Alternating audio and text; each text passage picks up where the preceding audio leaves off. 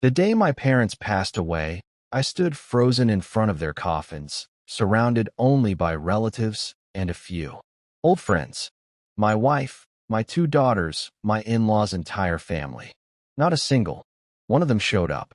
They were busy hosting a barbecue to plan the wedding of my wife's younger brother. I had just buried my parents in solitude when the very next day they called me to their house and coldly said, "Jonathan's wedding needs to be grand. You need to contribute $50,000. I thought I had hit rock bottom in my grief, but I was wrong because on the day of the wedding, I prepared a gift that left their entire family stunned in front of all the guests. Hello, my name is Calvin Monroe. I'm 33 years old, living in Charleston, South Carolina, a small city with streets shaded by oak trees and the salty air of the sea.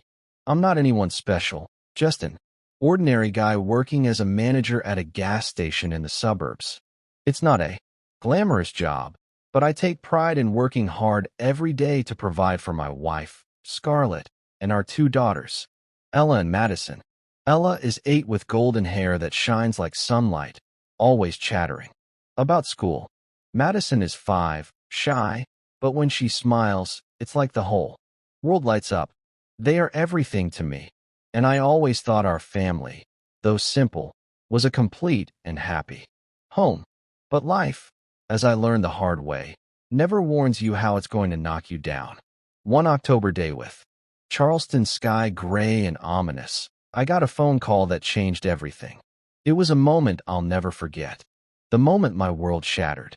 I was standing behind the counter at the gas station, wiping an oil stain off the table when my phone rang. It was an unfamiliar number. I picked up thinking, it might be a customer asking for directions or checking our hours.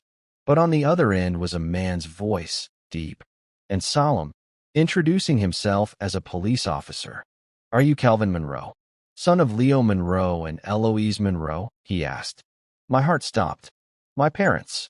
They were on their way from Columbia to visit us, bringing some homemade orange marmalade for Mom and a few old toys Dad had dug out of the garage for Ella and Madison. I nodded, though he couldn't see me, and said, "Yes, that's me." Then he spoke, his voice steady. "I'm very sorry to have to tell you this. Your parents were in a car accident on I-26. They didn't make it." I froze. My body felt like it was encased in ice. My hand gripping the phone so tightly my knuckles turned white. My ears rang, each word falling into a void. I heard myself mumble. My voice choked like a gust of wind escaping my throat. What? What did you say?" But my mind was blank, unable to process. The officer continued, explaining that a truck had lost control and crashed into my parents' car. They were gone instantly. I don't remember how I hung up, only that I asked to leave my shift, climbed into my old pickup truck, and drove straight to the morgue as the police had directed. Charleston had never felt so distant. The streets, the trees, the traffic lights, all blurred in my vision. I just wanted to get there to believe it was a mistake, that my parents were still out there somewhere laughing and telling stories like always. The morgue was cold, reeking of antiseptic. An employee led me to a small room where 2 bodies lay under white sheets. I stood there, my feet rooted to the ground, unable to step forward. "Are you ready?" the employee asked, his voice gentle but carrying the weight of routine. I nodded, though I was never ready for this. He pulled back the sheets, and there they were. My dad, Leo, with his salt and pepper hair and a smile that was no longer there. My mom, Eloise, her kind face now pale, her eyes closed as if asleep. I wanted to scream, to shake them awake, to say this wasn't real. But I just stood there, tears streaming hot down my cheeks. I confirmed their identities, signed some papers, and felt like a part of me died, too. As an only child, everything fell on my shoulders. The funeral, the paperwork, the notifications. It was all my responsibility. I started making calls one by one, informing relatives, friends, and my parents' neighbors in Columbia. "It can't be," Judy, their longtime neighbor, cried out, her voice breaking. Leo and Eloise. They were at my house just last week bringing cookies. I listened, my heart twisting, but I kept my voice steady, promising to share details about the funeral. Uncle Frank, my dad's best friend, was silent on the line before saying, "Stay strong, Calvin. They were so proud of you." I didn't know how strong I could be, only that I had to do my duty. The last call was to Scarlett, my wife. I needed her more than ever. I needed to hear her voice, to feel her arms around me, to hear her say, "We get through this together." I called her from the morgue's parking lot, my hands trembling uncontrollably. When she answered, I heard laughter and upbeat music in the background. "Calvin, what's wrong?" she asked, her tone light but rushed. I took a deep breath, trying to keep my voice from breaking. "Scarlett, my parents, they were in an accident. They're gone. The funeral's this weekend." There was a pause. Then she said, her voice flat, "Oh my God, Calvin. I'm so sorry. But this weekend I'm really busy. My parents are throwing a barbecue to plan Jonathan's wedding. The kids and I can't make it." I thought I'd misheard. "A barbecue?" I repeated, my voice faltering. "Scarlett, this is my parents' funeral. I need you. I need Ella and Madison." She sighed as if I was inconveniencing her. "Calvin, you can handle it, right?" A sharp pain stabbed through my chest like someone had driven a knife into me. My wife, the woman I married 10 years ago, the one I thought would always be by my side, had just told me she was too busy with a barbecue to attend my parents' funeral. I wanted to yell into the phone, to ask what she was thinking, but I just hung up, my hands shaking so much I nearly dropped the phone. The days that followed were like a nightmare. I threw myself into preparing the funeral, trying to make everything perfect for my parents' final farewell. I chose the coffins, contacted the church, arranged the flowers, wrote the obituary. Each task felt like salt in an open wound. My parents weren't wealthy, but they gave me a childhood filled with love. And now I had to bury them alone. Relatives and friends of my parents called, constantly sharing stories about them, their kindness, how they always helped others despite having little themselves. Leo helped me fix my roof in the middle of a storm, Uncle Frank recalled. Eloise always brought food when my wife was sick, Judy added. Those stories warmed my heart and broke it at the same time. I wanted Scarlett to hear them, to understand how wonderful my parents were, but she wasn't there. I tried not to think about Scarlett, but every night when I returned to our empty house, the pain surged back. Ella and Madison were with their grandparents preparing for Jonathan's damn wedding. The house, once filled with the girls' laughter, was now silent, just me and my memories of my parents. I sat on the couch staring at the family photo on the wall. Dad, Mom, me, Scarlett, and our daughters. Their smiles in the picture reminded me to be strong. But inside, I just wanted to collapse. The night before the funeral, I sat down to write the eulogy. I wanted to say something meaningful, something worthy of my parents. But every time I started, tears fell. I wrote, erased, and wrote again because no words felt enough to capture their love. Finally, I folded the paper, telling myself I'd speak from the heart tomorrow. But deep down I was terrified, not of speaking in front of a crowd, but of knowing that when I stood before my parents' coffins, I'd be utterly alone. No Scarlett, no Ella, no Madison, just me, facing the greatest loss of my life. The morning of the funeral, I woke up in an empty room, the dim light filtering through the old curtains. The Charleston sky was gloomy, covered in gray clouds, as if the whole world was in mourning. I put on the black suit my dad once complimented, adjusting my tie in front of the mirror, trying to hide my swollen eyes and deep dark circles. I drove to the funeral home, gripping the steering wheel tightly, trying not to let my mind drift back to the days when my parents were still here. The funeral home was on the outskirts of Charleston, a small building with white walls and stained glass windows glimmering faintly in the weak light. As I stepped inside, the heavy scent of leaves mixed with the cold air sent a shiver through me. 2 oak coffins stood side by side in the center of the room, adorned with white and yellow flowers, Mom's favorite colors. I stood silently before them, my hand touching the cold wood, trying to imagine my parents inside. But I couldn't. They didn't belong here. Not in these cold coffins. Gradually, people began to arrive. The sound of footsteps, whispers, and comforting hugs filled the room. Judy, my parents' longtime neighbor, approached me, her eyes red and teary. She hugged me tightly, tears streaming down her wrinkled cheeks. "Calvin, I can't believe it," she choked out. "Leo and Eloise were the best people. They always helped others, never expecting anything in return." I nodded, forcing a smile, but my throat tightened. Uncle Frank, my dad's best friend, patted my shoulder, his voice low. "Stay strong, Calvin."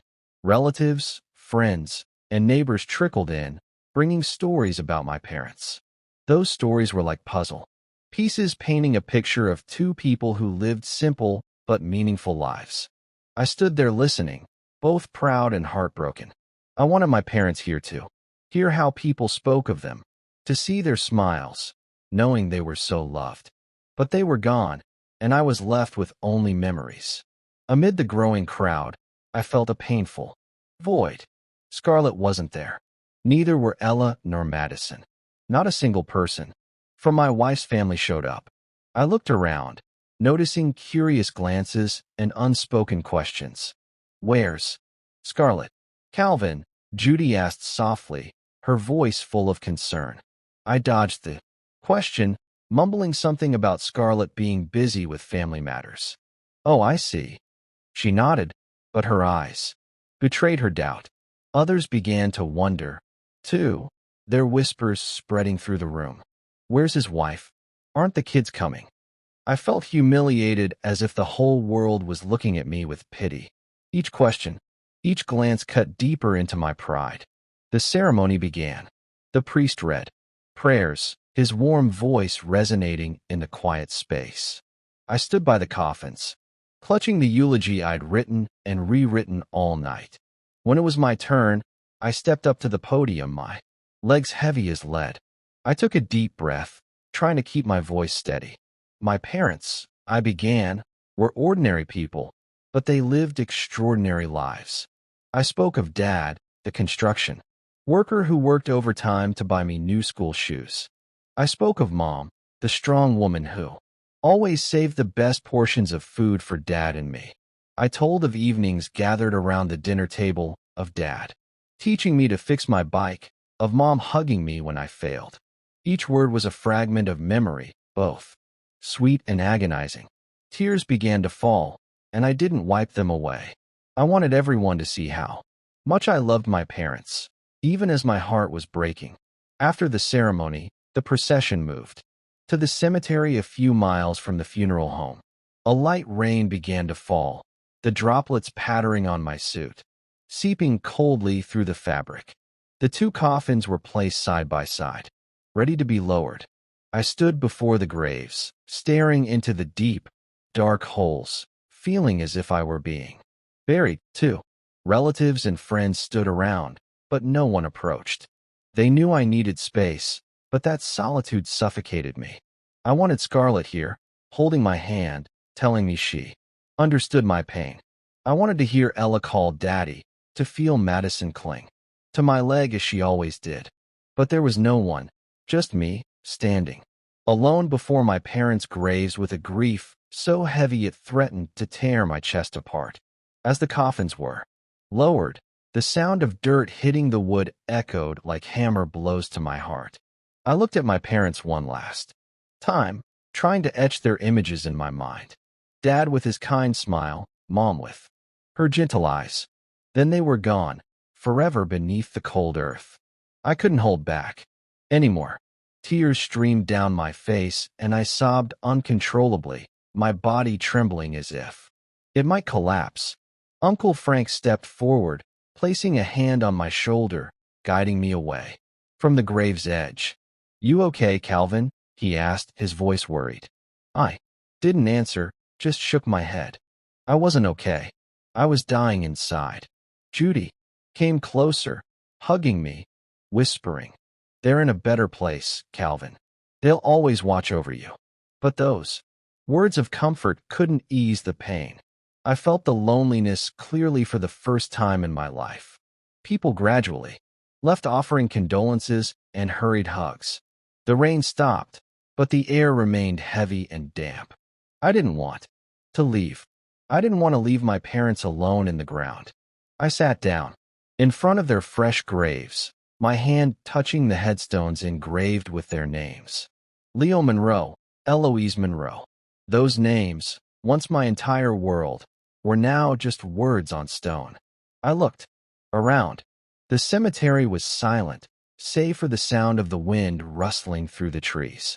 No one was here anymore, just me. And the loneliness enveloped me like a shadow. I sat there, quietly, drowning in loss and emptiness. "Dad, Mom," I whispered my voice. "I'm sorry. I promised to live well the way you taught me. But I don't know how when. Everything is falling apart." There was no answer, only the wind and the cold silence of the cemetery. The darkness gradually enveloped the cemetery, but I didn't want to leave. Sitting in front of my parents' fresh graves, I felt as if I were facing an entire lifetime. Theirs and mine built from the simple yet meaningful days we shared. Memories flooded back, vivid as if they happened yesterday, pulling me away from the cold cemetery and back to my childhood, where I grew up in the loving embrace of my parents. I was born and raised in Columbia, over 100 miles from Charleston, in an ordinary working-class neighborhood where old wooden houses stood side by side. Our family wasn't wealthy. My dad, Leo Monroe, was a construction worker, spending his days under a hard hat, toiling beneath South Carolina's scorching sun or in its damp rains. My mom, Eloise, worked as a waitress at a small diner where the smell of toasted bread and coffee mingled, and where she always wore a smile despite her aching feet after long shifts. Our house was modest with just enough room for a cramped living room, a simple kitchen, and 2 bedrooms. But in that house, I never felt deprived. My parents turned it into a home brimming with love, even when their wallets were empty. Dad was a tall man, with calloused hands from wielding a shovel his whole life. He often worked overtime, sometimes coming home late at night, his clothes caked with cement dust. Yet, he'd still smile when he saw me run to greet him. "How's it going, kid?" he'd ask, ruffling my hair, even though I knew he was so exhausted he could barely stand. Once when I asked why he worked so much, he just smiled, his eyes gleaming with determination. "For you, Calvin. I want you to have a better future than I did." As a child, I didn't fully grasp the weight of those words. But now, sitting before his grave, I realized Dad had sacrificed his entire life so I could forge my own path. Mom was different. Petite, but strong, like a breeze that never stopped blowing. Waitressing wasn't easy. She dealt with demanding customers, hectic days with no breaks, and meager tips. But she never complained. She pinched every penny, sometimes skipping meals to save the best portions for Dad and me. I still remember when I was about 10, seeing her secretly eat a customer's leftover bread just to save the meat in the fridge for us. When I asked, she smiled, brushing my hair. "I'm full, sweetheart. You eat, grow up strong."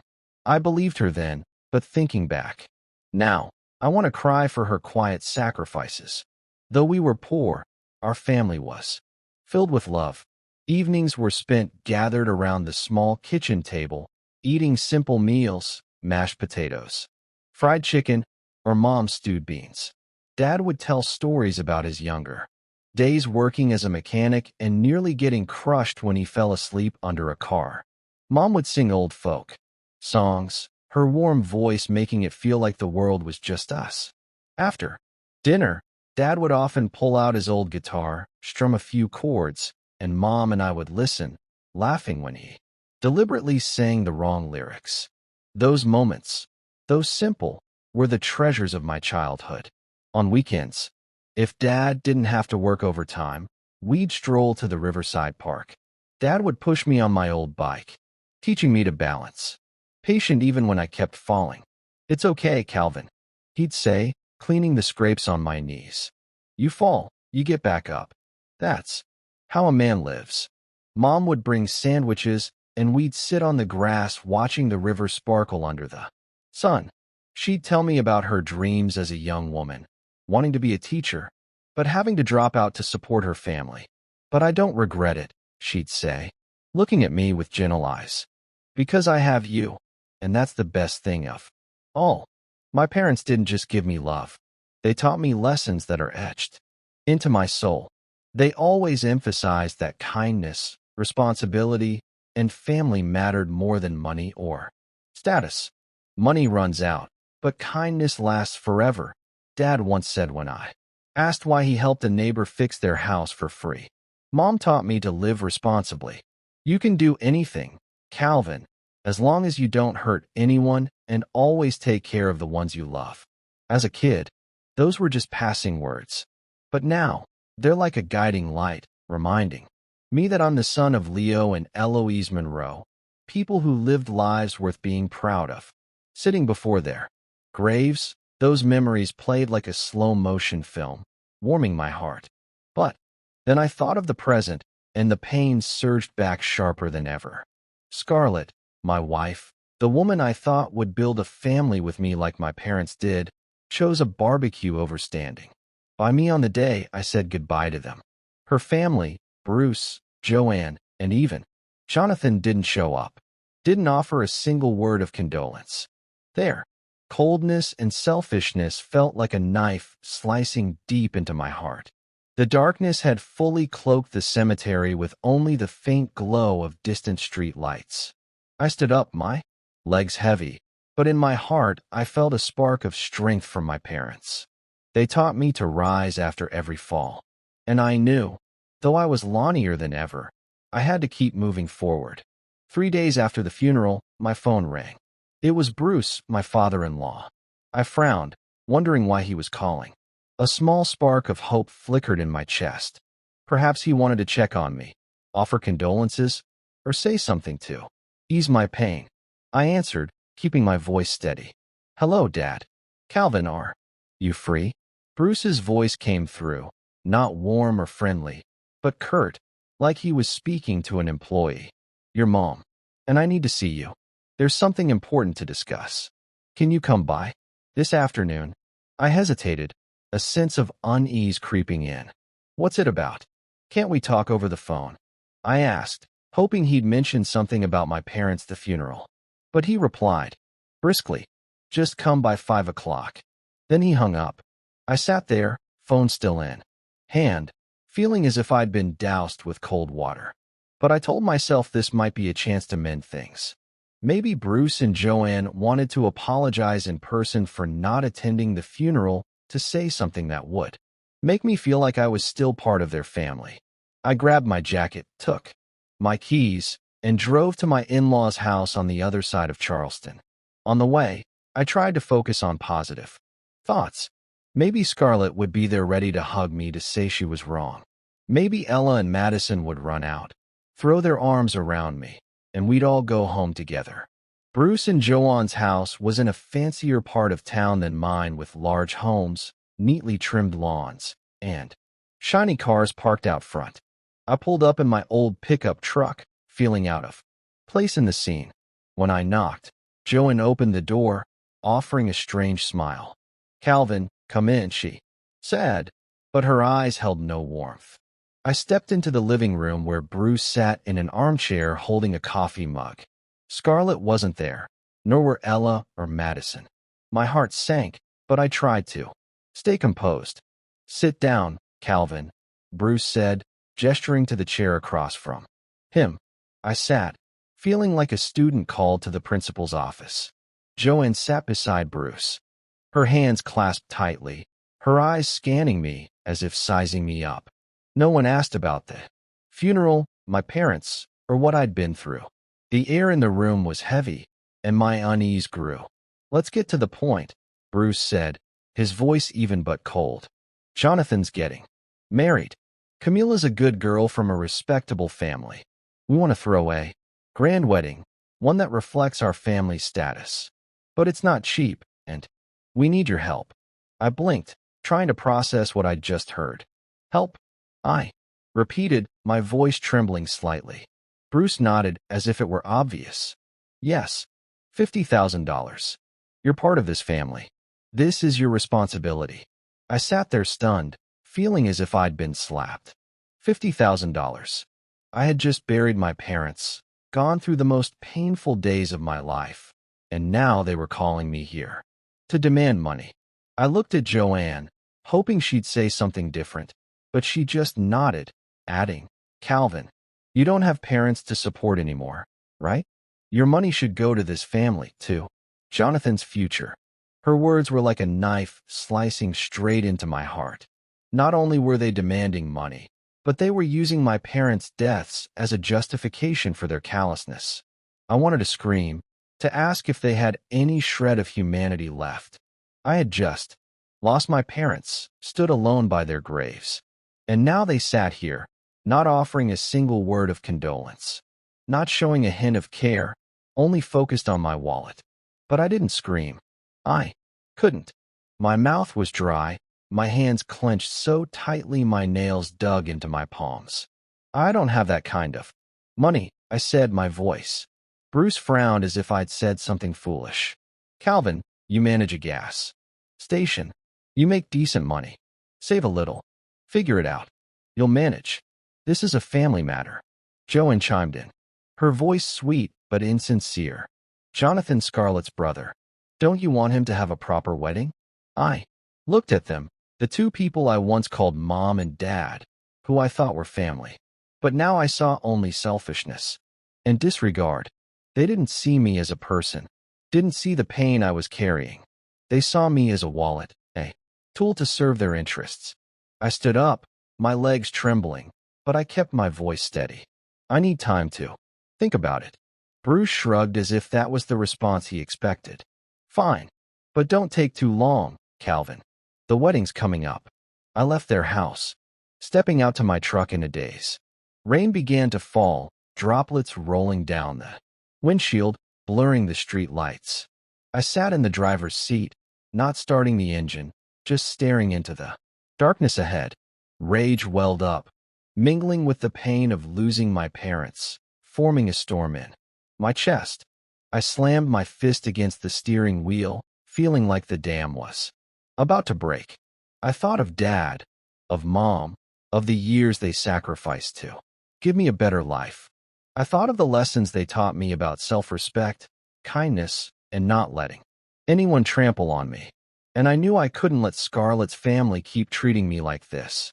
But I didn't know what to do. Fight back, argue, or keep swallowing the bitterness as I had for 10 years of marriage. I drove home, my heart heavy. The pain, the anger, and the loneliness weighed on me. But deep inside, a small flame began to burn. When I returned home, the house was silent, devoid of sound or warmth. Scarlett and the kids still hadn't come back. I sat waiting in the living room, the clock ticking away the seconds. Finally, as darkness fell, I heard the jingle of keys at the door.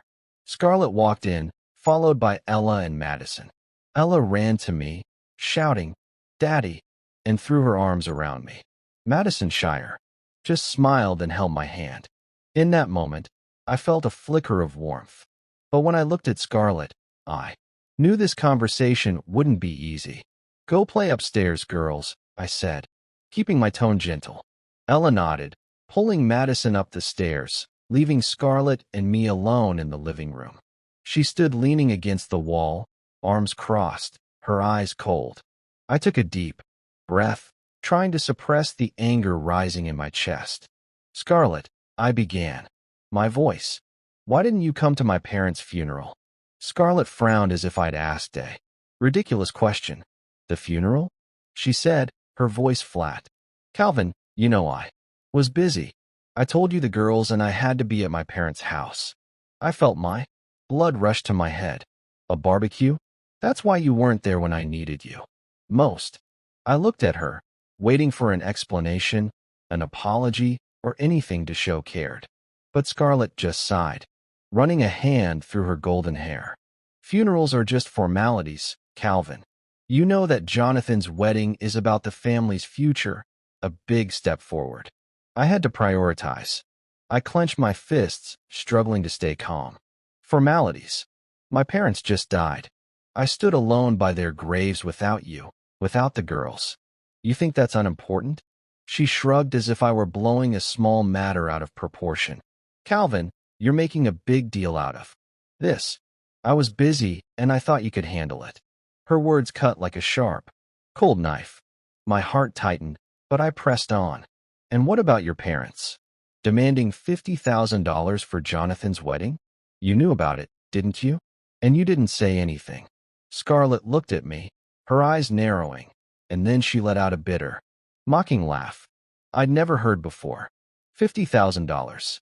Oh, come on, Calvin. You sound like a cheapskate. He's my brother. Don't you want him to have a decent wedding? Aren't you part of this family? I stood, frozen, unable to believe what I'd heard. This family. I repeated, my voice trembling. Scarlett, my parents just died. I buried them alone while you and your family were barbecuing and laughing. When I needed you most, you weren't there. And now you dare talk about family? What kind of family disregards someone's pain like this? She stiffened, her lips pressing into a tight line. Then she spoke, her voice icy. Your parents were nothing but poor nobodies, Calvin. What did they leave? You? A rundown house and some worthless junk. Jonathan's wedding is a chance for my family to rise to have a better future. You should be proud to contribute. My blood boiled as if the world were collapsing around me. My parents, who worked themselves to exhaustion, who went hungry to provide for me, were called poor nobodies. I fought to stay composed, standing up and stepping closer to her. Scarlett, do you know how much I've been hurting? I needed you, needed the girls, but you weren't there. And now you dare insult my parents as if they were nothing. So what am I to you? Just a wallet for you, and your family to use. She stared at me, not a trace of remorse in her eyes. Calvin, you're blowing this out of proportion. You're always so sensitive. If you don't want to help, fine.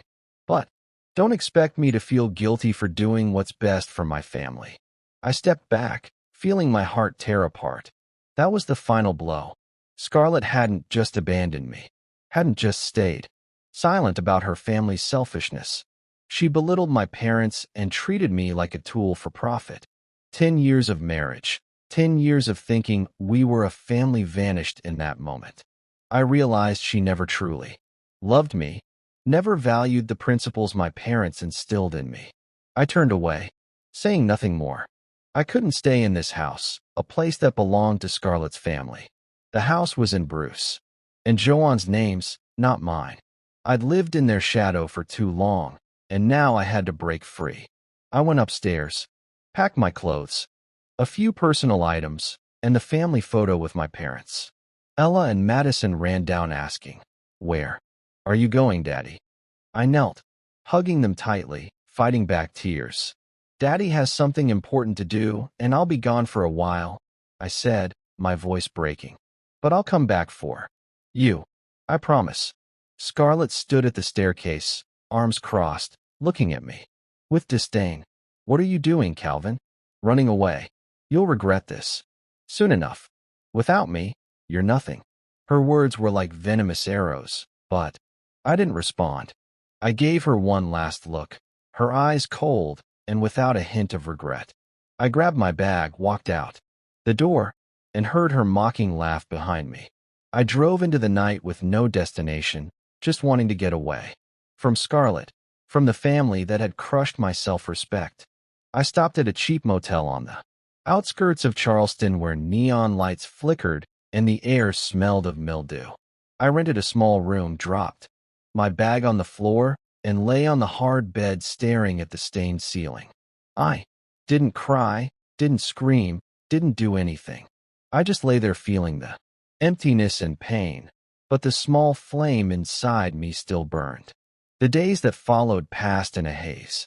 I lived like a shadow, going to work, returning to the motel, eating cheap meals from the convenience store, and trying not to think about the future. Scarlett didn't contact me, and I didn't want to hear her voice.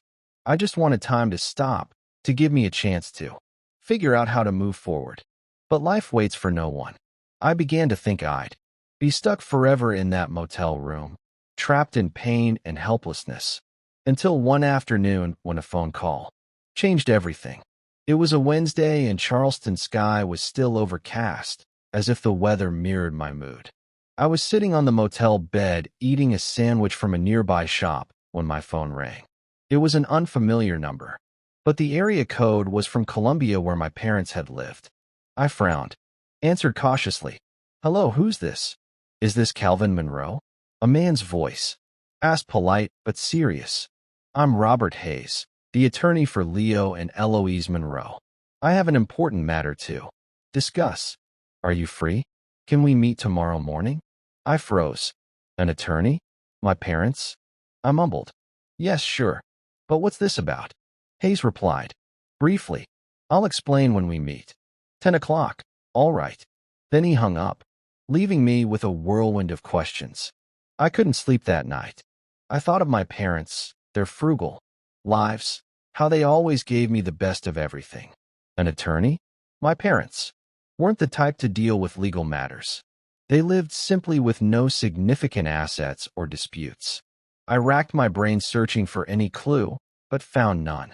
Their house in Columbia was a modest one, paid off, and I knew they had no substantial savings.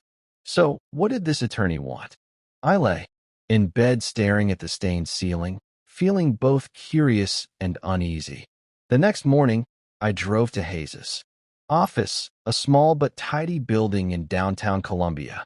I wore the cleanest shirt left in my bag, trying to look presentable, though I knew I couldn't hide the exhaustion on my face. Robert Hayes, a middle-aged man with salt and pepper hair and gold-rimmed glasses, greeted me with a firm handshake. "Thank you for coming, Mr. Monroe," he said, his voice gentle, but carrying a serious undertone. He led me to a small room, where a thick folder sat on the desk. I sat down, my heart racing, sensing I was about to uncover a secret. First, Hayes began adjusting his glasses. "I want to say I'm deeply sorry for your loss. Leo and Eloise were wonderful people. I knew them years ago when they came to me for advice on some matters." I nodded, my throat tightening at the mention of their names. "Thank you," I said, my voice. "But why am I here?" Hayes gave a small smile and slid the folder toward me. "Your parents, Leo and Eloise, purchased a life insurance policy over 15 years ago. They named you as the sole beneficiary." I blinked, trying to process his words. "Life insurance? My parents?" I shook my head as if it couldn't be true. "Life insurance? They never told me about this." "That's right." Hayes nodded.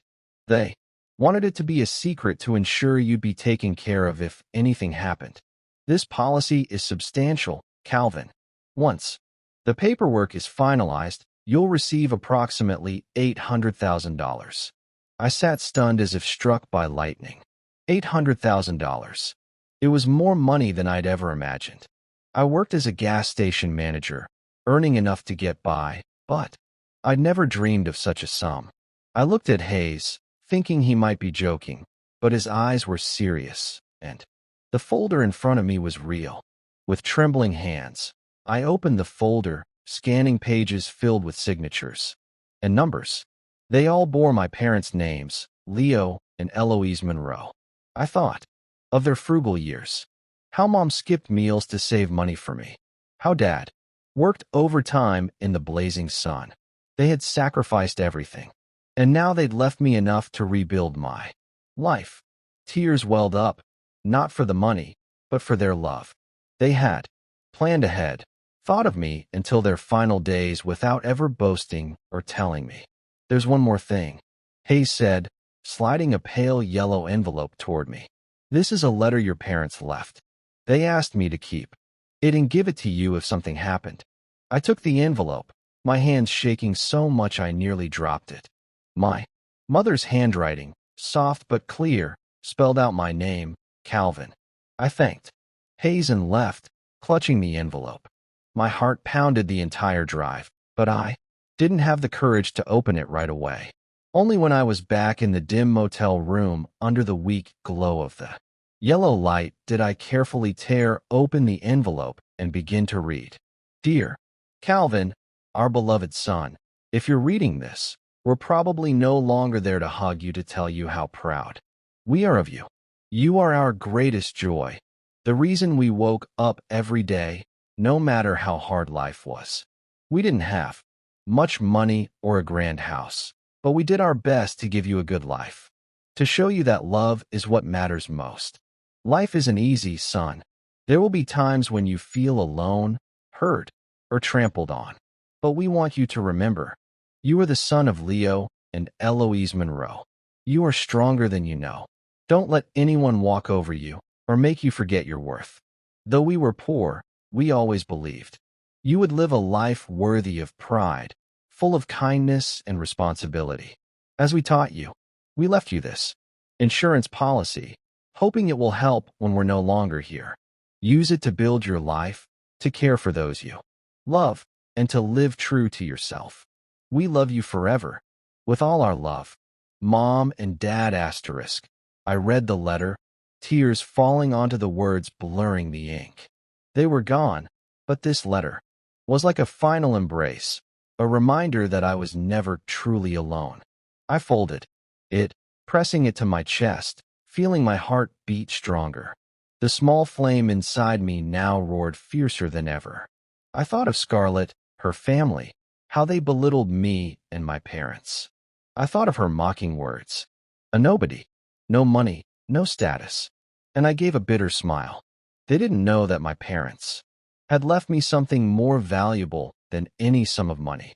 They had given me the strength to stand up, to refuse to be trampled. 3 weeks had passed since I received the letter and the news about the life insurance policy. I was still living in the small motel room, still working my daily shifts at the gas station and trying to stay in touch with Ella and Madison through brief phone calls. Then one afternoon, I got a text from Scarlett. "Calvin, Jonathan's wedding is this Saturday. You need to be there. Don't embarrass my family." The message was short, devoid of any warmth, filled only with demands and mockery. I stared at it, feeling as if I'd been slapped, save face. After everything they'd done, they now wanted me to show up to make them look good. I was ready to refuse to tell them I had nothing to do with their family anymore. But then an idea sparked in my mind. I smiled, a bitter but determined smile. Fine, I'd go. I'd attend Jonathan's wedding, but not to save their face. I'd give them a gift they'd never forget. I opened my bag, pulling out a stack of documents I'd prepared over the past few days. Bank statements, invoices, receipts, proof of everything I'd paid for Scarlett's family over the past 10 years. I laid them on the table, smoothing each page, feeling a newfound strength coursing through my veins. This would be my way of honoring my parents, of reclaiming my self-respect. Jonathan's wedding took place at a luxurious hotel in downtown Charleston, where crystal chandeliers sparkled and white silk curtains fluttered. I walked into the banquet hall wearing the same old black suit, the one I'd worn to my parents' funeral. I felt the weight of eyes on me, but they weren't welcoming. They were curious, judgmental, and from some of Scarlett's relatives, openly contemptuous. I held my head high, walking with a calm I'd been cultivating over the past weeks. The hall was packed with guests from Scarlett's extended family too, Jonathan and his bride Camilla's friends. The tables were lavishly decorated with white roses and sparkling wine glasses. Soft violin music filled the air, and the scent of gourmet food wafted around. Jonathan in a sleek gray suit stood at the center beaming, boasting about the extravagant wedding to anyone who'd listen. We booked a live band from Atlanta, he said to a group of guests, his voice brimming with pride. Only the best for this day. I stood in a corner, watching him, thinking about how this family demanded $50,000 from me to fund this extravagance right after I lost my parents. Bruce and Joanne, Scarlett's parents, passed by me, offering only a cursory nod as if I were an uninvited guest. Calvin, you made it, Joanne said, her voice sweet but insincere. Good. Don't do anything to embarrass the family. All right. I gave a faint smile, saying nothing. Bruce glanced at me, his eyes dripping with disdain. Heard you didn't contribute anything to the wedding, he said loud enough for a few nearby guests to hear. Pretty shameful. I clenched my fists, but maintained my calm. They'd soon see what I'd contributed. Scarlett appeared stunning in a shimmering green dress, but when she saw me, she barely glanced my way, offering no smile. She stood beside Jonathan, chatting and laughing with guests. But when I approached, she turned away as if I were a stranger. Some of Scarlett's relatives whispered behind my back, words like poor and failure reaching my ears. I heard them, but didn't turn around. I stood quietly, waiting for my moment. As the wedding moved into the formalities, the MC called me to the podium to speak as the groom's brother-in-law. Calvin Monroe, please come up to share a few words of congratulations, he said cheerfully. I stepped up holding the microphone, feeling hundreds of eyes fixed on me. Ladies and gentlemen, I began my voice, calm but clear. Today is a special day as Jonathan and Camila begin their new journey. I wish them happiness and hope they'll cherish each other as a true family should. The crowd gave a light applause, the atmosphere seemingly pleasant. Scarlett relaxed her shoulders as if she thought I'd stop there. But I wasn't done. I smiled, a slow, deliberate smile, and continued. I have a special wedding gift for Jonathan and for this family. I signaled to a hotel staff member who brought up a thick stack of documents and placed it on the podium. The crowd began to murmur, curious. Scarlett frowned.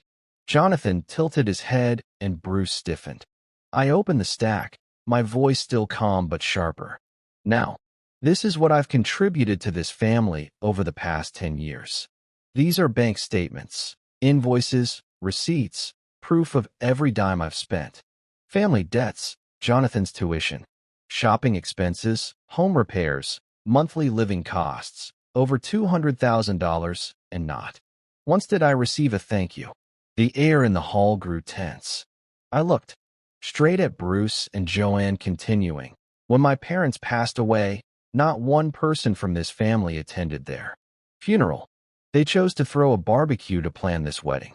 They called my parents poor nobodies and demanded $50,000 from me right after I buried them. Today, this is my wedding gift. The truth about this family's greed and ingratitude. The hall erupted in whispers. Guests exchanged glances, some covering their mouths, others staring at Scarlett's family with shock and disapproval. Jonathan's face turned red, and he shot up, shouting, Calvin, what are you doing? This is my wedding. Scarlett stood frozen, her eyes red with embarrassment, but she said nothing. Bruce slammed the table, pointing at me. You dare ruin this day, you ungrateful wretch. But I didn't care. I looked them in the eyes, feeling a weight lift off my shoulders. Ungrateful? I replied, my voice cold. I gave you everything I had, and you repaid me with contempt. My parents taught me about self-respect, and today I'm taking it back. I set the microphone down, stepped off the podium, and walked out of the hall. I didn't look back, ignoring Jonathan's shouts, Scarlett's tears, or Bruce's accusations. I stepped outside, breathing in Charleston's cool air, feeling as if I'd just escaped a prison. The aftermath of my speech at the wedding didn't take long to unfold. The very next morning, my phone buzzed relentlessly. Scarlett called, not once, but 5 times in a row, each time leaving an angry voicemail. Calvin, you're a jerk. You ruined Jonathan's wedding. Her voice was sharp, trembling with rage. Who do you think you are? For humiliating my family in front of everyone. I sat on the motel bed listening to each message, but I didn't respond. I didn't want to argue over the phone, didn't want to continue the cycle of insults. I wanted to face her one last time to set things straight. I texted Scarlett, meet me at the coffee shop on King Street this afternoon at 4 o'clock. We need to talk. She replied instantly, fine. But don't expect me to forgive you for what you've done. I gave a bitter smile and set the phone down. Forgiveness. I didn't need her forgiveness. I needed the truth, and I needed to end the marriage that had held me captive for too long. The coffee shop on King Street was a small, cozy place, filled with the rich aroma of roasted coffee and the soft hum of jazz music. I arrived early, sitting in a corner by the window. Charleston bustled outside with people passing by, but I felt like I was in a different world.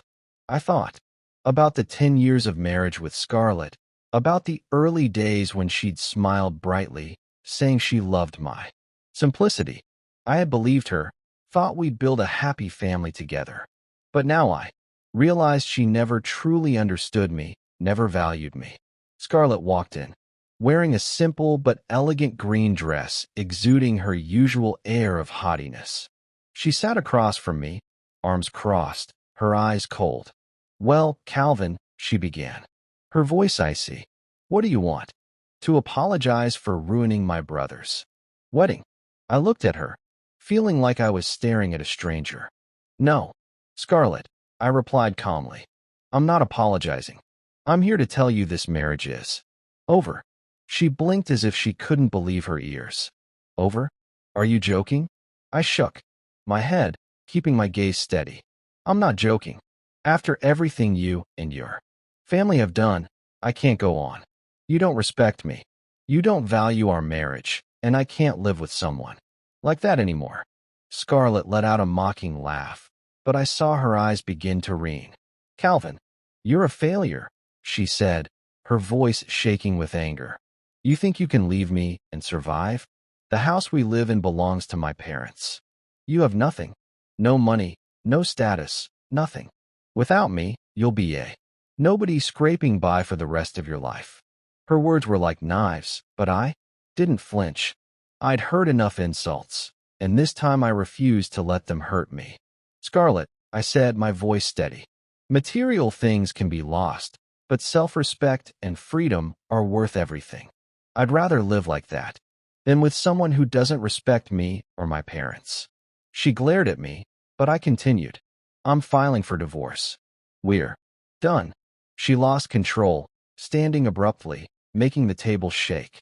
Divorce? Fine, Calvin, but you'll have to raise Ella and Madison. You think you can handle that? A gas station manager, living in a motel raising 2 kids. She laughed loudly, a venomous laugh as if she thought she had the upper hand. I looked at her, and for the first time in the conversation, I smiled. Scarlett didn't know about my parents' life insurance policy, enough to rebuild my life, enough to care for Ella and Madison without a court battle. She thought I was a failure, but she didn't know my parents had given me a chance to start over, and I wouldn't let her stand in my way. Don't worry, Scarlett, I said, my voice calm but firm. I'll take care of the girls. I'll give them a good life the way my parents did for me. You can keep your parents' house. I don't need it. She froze, her eyes filled with confusion. She didn't understand why I was so confident, and I had no intention of explaining. I stood up, left a few dollars on the table for the coffee, and walked out. Scarlett shouted after me, You'll regret this, Calvin. You won't make it. But I didn't turn back. I'd heard enough. The next day, I went to a divorce attorney's office. I filed for divorce, requesting a clean break from Scarlett and her family. I asked for custody of Ella and Madison, knowing the insurance money would help me prove my financial stability in court. I didn't want to fight, didn't want to drag things out, just wanted to end it all and start anew. As I left the attorney's office, a cool breeze swept through as if Charleston were welcoming a new version of me. I was in pain. Pain. From the collapse of a 10-year marriage, from Scarlett's insults, from not wanting Ella and Madison to endure a broken family. But at the same time, I felt at peace, as if I'd finally shed the chains that had bound me for so long. My parents' letter, still in my pocket, was a reminder that I wasn't alone. They had believed in me, left me not just money, but the strength to stand tall. A month later, I left the musty motel room and moved into a small apartment in the suburbs of Charleston. It wasn't big, just 2 bedrooms, a small living room, and a modest kitchen, but it was mine. A place where I could build a true home for myself and my daughters. I stood in the apartment, looking at the bare walls and worn floors. But I didn't feel emptiness. I saw potential, a chance to start over. I bought some simple furniture, a blue sofa, a wooden dining table, and 2 beds for Ella and Madison. I hung the old family photo, Dad, Mom, and me on the living room wall right next to a new one of me with my daughters. It was my way of reminding myself that despite a painful past, I still had loved ones to live for. The life insurance money from my parents, $800,000, was a gift I never dared dream of. I met with a financial advisor, carefully planning how to use it wisely. First, I paid off the small debt Scarlett and I had accumulated over the years. Credit card bills, home repair loans, things I'd shouldered alone. I opened a savings account for Ella and Madison, ensuring they'd have college funds no matter what the future held. I set aside money for living expenses, from rent to school fees to weekend outings with the girls. And most importantly, I reserved a portion to invest in a dream I'd never dared to pursue, starting my own business. I never imagined myself as an entrepreneur. I was just a gas station manager used to checking invoices and ensuring the pumps worked.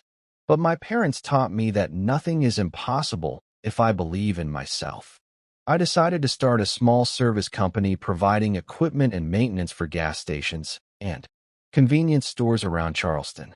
I began modestly renting a small office, buying basic equipment, and reaching out to industry contacts.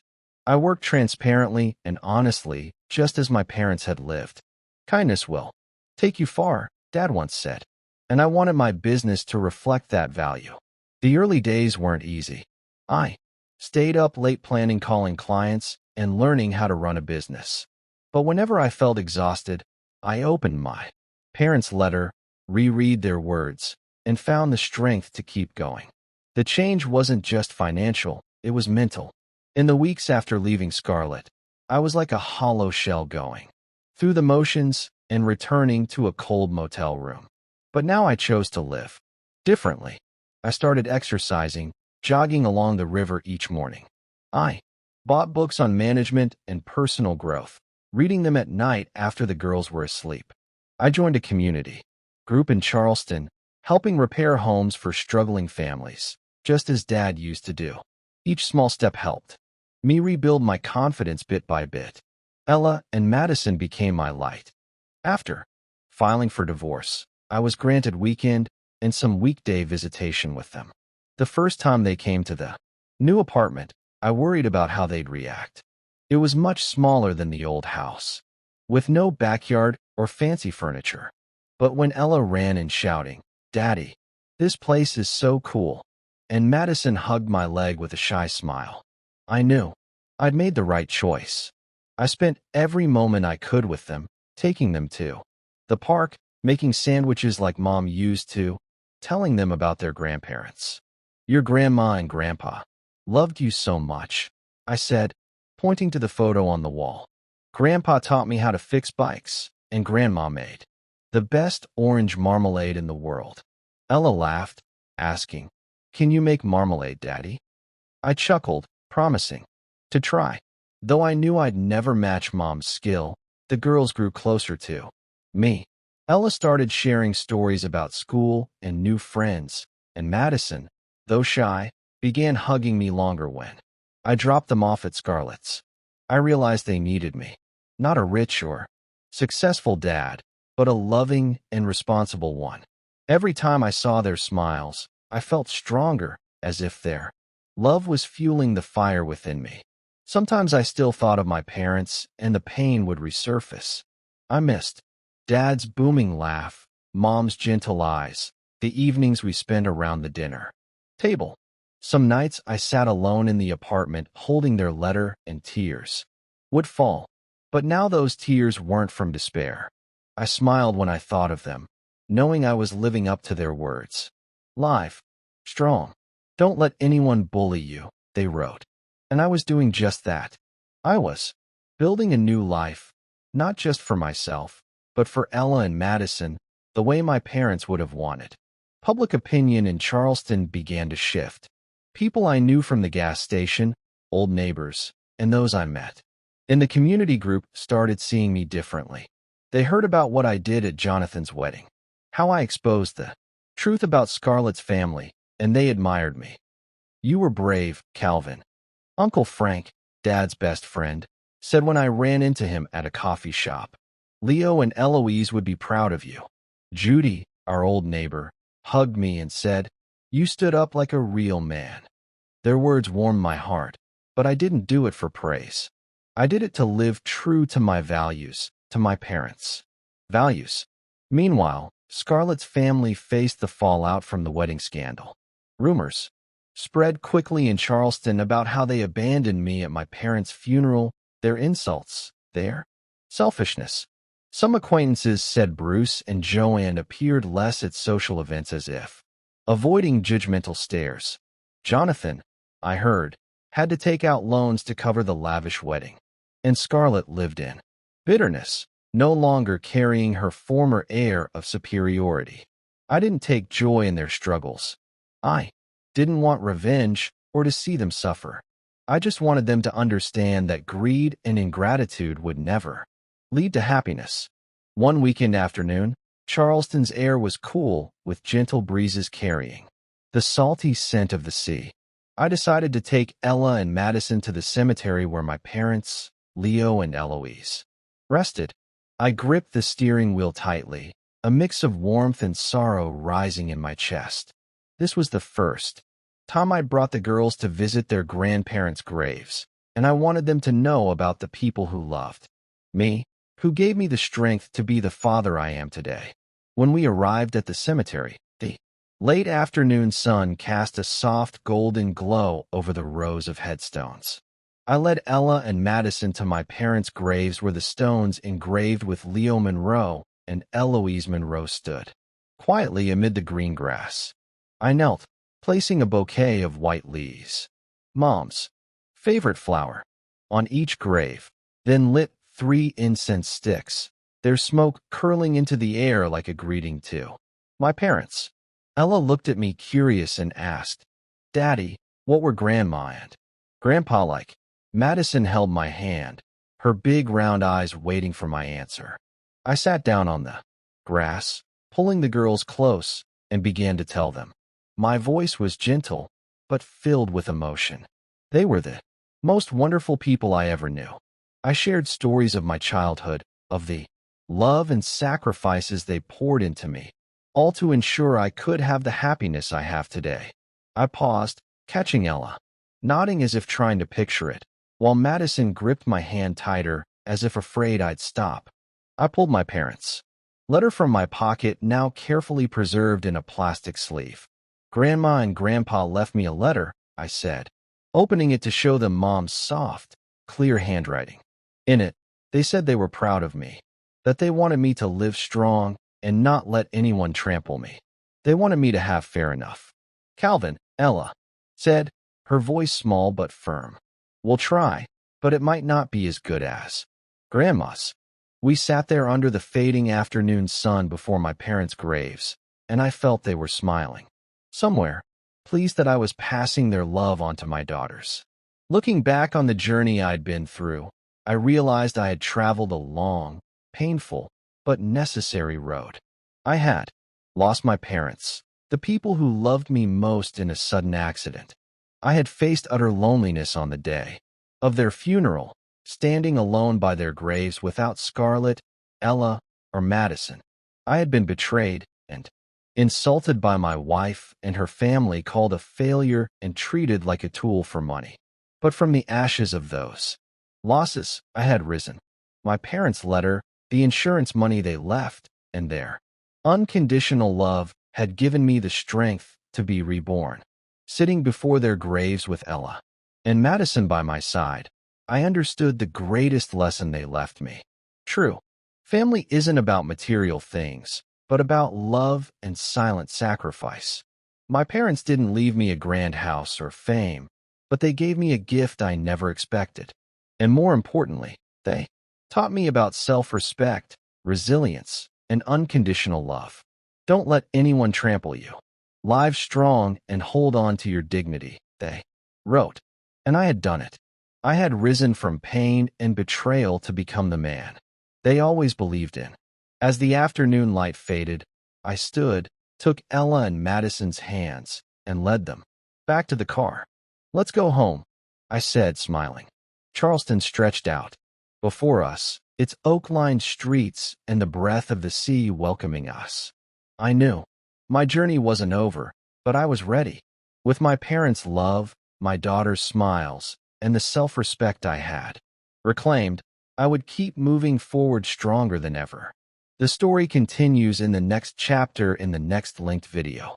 But first, I need you to subscribe to join the family, as we are looking forward to hit our first 10,000 subscribers target, and feel free to share your story in the comments.